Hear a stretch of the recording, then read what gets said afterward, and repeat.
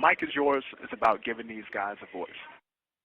What they do with that voice, how they use it, when they use it, it's on them. Our goal with this program was to equip guys with the tools needed to be successful at expressing themselves. It was also helping them learn how to connect with their audience. We teach that if the role of public speaking is to inform, persuade, or entertain, then the goal would be to give something of value to a group of people who are giving us something of value, like their time and their attention in return. So one of the main points we wanted to hit in this class was think with the audience in mind first and foremost. Public speaking should be considered a selfless act and should be entered into with that at the forefront of each speaker's mind. Give your audience something of note, something of value, leaving them with more than they came in. That is what we wanted to teach our guys, and I do believe we did a pretty good job. Our participants put in the work. They asked the questions, they prepared, they thought outside the box, and they grew as individuals in the process because they honed their skills of introspection, and they became even more competent critical thinkers, and they became more comfortable with being uncomfortable. This program was born from a group of guys who wanted to contribute to this community thing we have going on here at Lawrenceville Correctional Center, where we all took a shared experience and used that to create something to give back.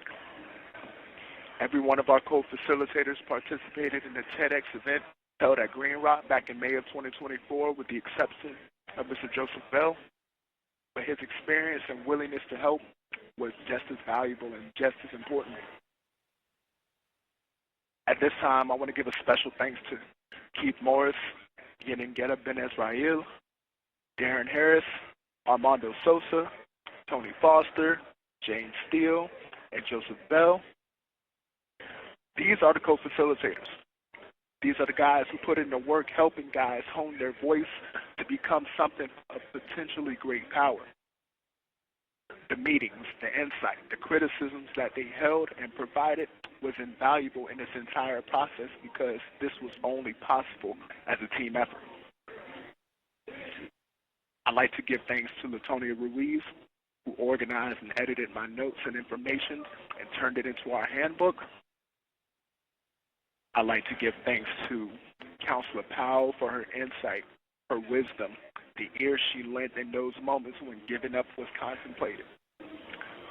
I'd also like to give thanks to Counselor Hargrove and Counselor Adams with their assistance, the information, the resources they provide, and the words of encouragement they gave. Also, I'd like to give thanks to the Lawrenceville Correctional Center's administration, Warden Seville, Assistant Warden Leak, Chief of Justice Jenkins, Chief of Housing and Programs Evans, Institutional Program Manager Walton, Unit Manager Coleman, and Unit Manager Dove. The administration here has created a space of not only accountability, but opportunity as well. I know that people question if this is legitimate, if their intentions are really for us being incarcerated people. My only response is to look at the fruits that this tree is bearing.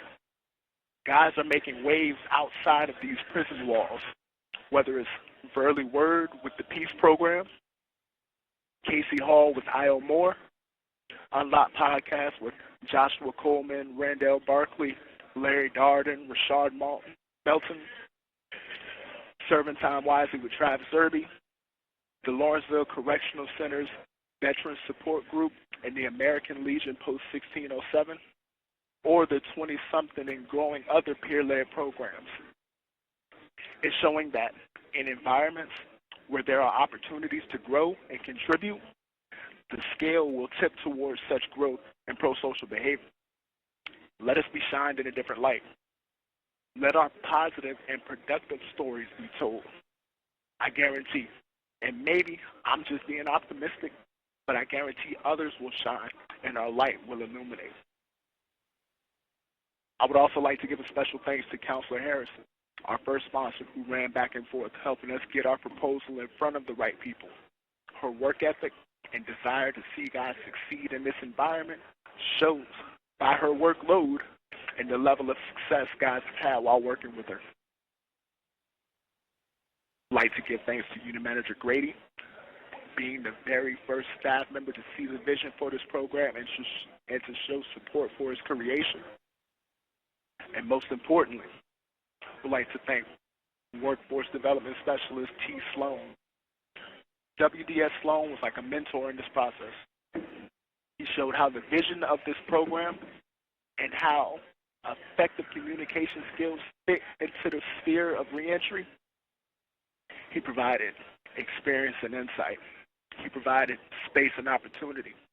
And we weren't able to get to this point without him, and we are extremely appreciative. And last but not least, I want to say thank you to Bridges Beyond Bars for this opportunity and everything they do. In the realm of reentry services, programming, creating a space for incarcerated people and their loved ones to share stories, these women and their team are really out here championing change. And they are doing it in a way where everybody grows in the process. With that being said, we'd like to start this mini-series called The Mic Is Yours. We are proud of all of the participants and the amount of time and effort they've invested into this program. My name is Alejandro Ruiz, and this is the first class of The Mic Is Yours.